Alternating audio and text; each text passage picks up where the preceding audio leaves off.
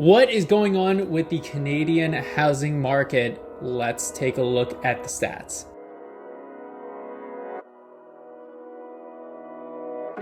Hi, my name is Adam. I am the owner of Vision Real Estate, and we're just gonna jump right in. I wanna talk about three main things in this video. One is immigration, two is our supply shortage, and three is low interest rates combined with low unemployment rates. So starting with immigration, our next wave of immigration is set to add way more fuel to our housing market.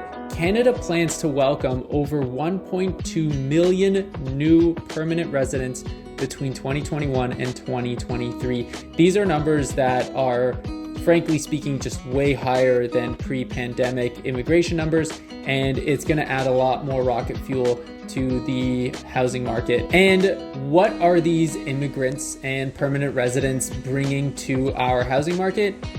They're bringing tons of cash. They are ready to purchase homes. In fact, 75% of newcomers arrive with savings that allow them to purchase a home. The majority of immigrant buyers were admitted to Canada through economic immigration programs. These programs require applicants to have a minimum amount of net worth.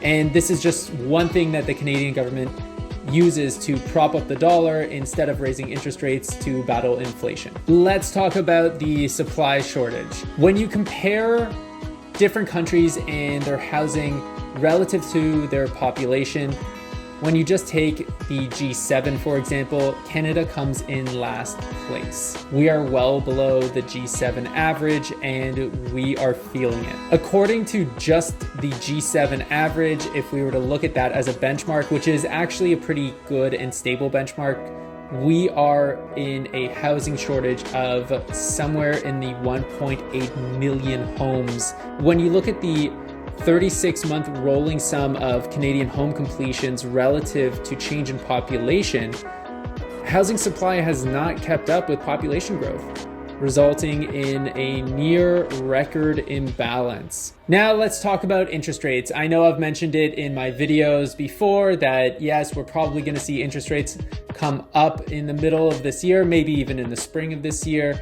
But as of right now, we're at historic lows, and even if it creeps up a quarter point, we're still at pretty historic lows. We're holding steady right now at 0.25 given the Omicron variant, but the forecast is to increase in mid-2022. But when you combine that with unemployment rates shooting way below pre-pandemic levels, it is definitely adding even more fuel to that fire. Canada posted solid jobs numbers in November with employment up 154,000, which is 0.8%. The unemployment rate falling to 5.9%, which is better than pre-pandemic levels. So I guess what I'm meaning to say is the housing market is looking really good for another hot year, because all of these different factors are combining to create a ton of dry kindling to an already heated market. If you think I'm way off the mark, please feel free to let me know in the comments below.